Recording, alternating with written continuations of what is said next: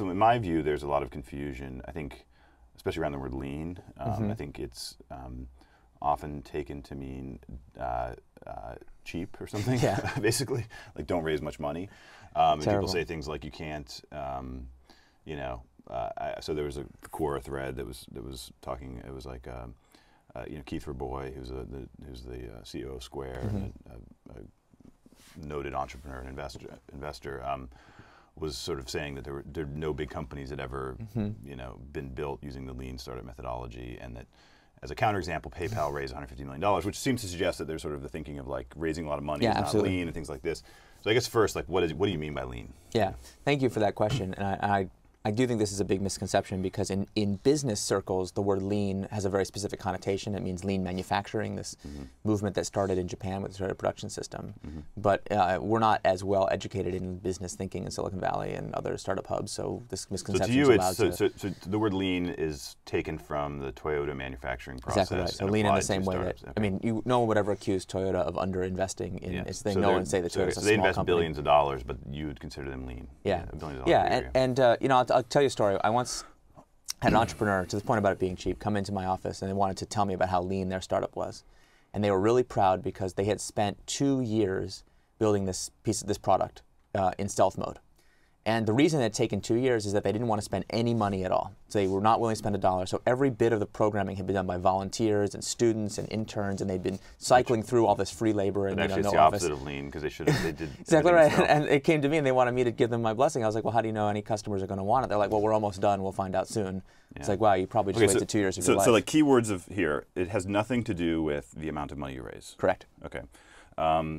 It has to do with, as I understand it, and tell me if I'm wrong, the key principles are rapid iteration, getting in front of customers as quickly as possible,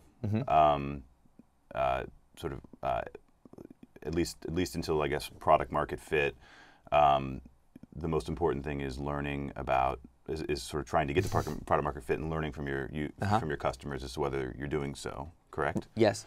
Your anti-stealth mode, your anti-mission of launches, like, is this correct? I mean, like, yeah, that's right. The way I would put it, and the nice thing about getting to write a book is to get to really make the argument in its full complexity. And you can be a lean biotech. We'll get to that, I guess. Oh, yeah, absolutely, for sure. Cool, okay. What I would say is we're trying to make the process of building a startup, building a new innovation, more scientific. And if you were a scientist and you said, oh, I'm just going to like throw some chemicals around in my lab and see what happens, you'd be like, that's not science, that's alchemy. Right? To do science, you have to have a strong hypothesis, a clear idea of what you think is going to happen that experiments can then falsify. So you need a falsifiable hypothesis. The equivalent for startups is the startup's vision. So one of the critiques I hear a lot of for lean startup is that we're abdicating vision, getting away from vision towards data. I think that's completely bogus. Vision is still the most important thing. You still have to have an idea of where you're going. You have to have a vision, and that's the startup equivalent of a scientific hypothesis. Exactly right. And then you need to go, but then you're just saying the next step is then empirically testing the vision. Exactly. We actually draw a little pyramid in the book: vision, strategy, product. You have a vision of where you want to go. You have a strategy, which is like your roadmap or your route that you think you're going to get there, and the product is the vehicle that will actually take you along that route. Every day in product development, we change the product. That's just optimization. That's not a pivot. That's just changing the product, trying to make it better. A pivot is a change in strategy without a change in vision. And if you try to be data-driven at the vision level, it's crazy. It's like having your GPS tell you where you want to go. Well, this is another critique you hear a lot, is that sort of lean startup people suffer from the local maxima problem, if you will, right? And that the idea there being that you imagine this hilly countryside or something, this giant mountain just and you're always just optimizing up the nearest hill. It's just like a problem from computer science, right? Like simulated annealing or whatever. But whereas the Steve Jobs of the world see, instead of just making a better laptop, he sees the next giant hill, the iPhone or something, and that the lean methodology would prevent you from getting there. Yeah, and that is a misunderstanding of optimization versus pivoting. The whole reason we need to pivot is to avoid the local maximum problem. And in fact, so optimizing is climbing the local hill, and pivoting is looking for a new hill. Exactly right. Okay. I used to have this argument a lot with my co-founder. The original CEO of InView is a very visionary man named Will Harvey, but who's also a Stanford computer science PhD, really brilliant man. And he would always say, I was always trying to get us to split test and optimize and talk to customers, and he was always worried that that we would wind up in a local maximum. We'd always talk about simulated annealing and a lot of AI jargon in our office. And I didn't really have good answers for him. I tried my best to try to say, no, but what about the fact that sometimes our visions are totally wrong? And it took me a while developing the theory and working with a lot of other startups to realize that we had been conflating the specific tools like split testing. These are all optimization tools that come from direct marketing, from other forms of product development, cohort analysis, rapid iteration. All those tactics are designed to improve the product with regard to our current strategy. So we make it easier to use, for example. But if your product, climbing the current hill. Yeah, climbing the current hill. I don't know. For me, this is an easy metaphor, but maybe. Yeah, I think it's actually very clear.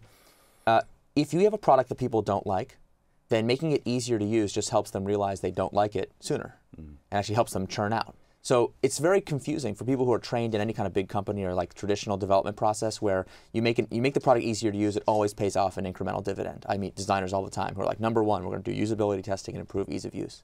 But if we have the wrong strategy, ease of use actually just, like I said, helps us disprove that strategy faster, which is still a good thing. But we have to then treat that negative result as an indicator that it's time to pivot, that we've reached the local maximum, or maybe that we're even going downhill. Interesting. So ease of use can actually, so making a product easier and turning off users can in some sense be positive in the sense that you more quickly realize that you have a bad product idea. And that's the redefinition of the concept of startup runway that we try to push in the book. And we really use the lean startup movement. We think of runway as like number of months of burn you have left. We think runway should be number of opportunities to pivot you have left. And so the reason why lean startups you'll never are know more, that. I mean, you know how much money you have in some sense, but you probably won't know how many. You can't calculate it in the same objective way, yeah, but you can think about it the same way that if you find a way to get to the moment of pivoting sooner, you've magically increased your runway without having to raise more money. So that's the reason why lean startups are more capital efficient, even though we're not explicitly focused on saving money.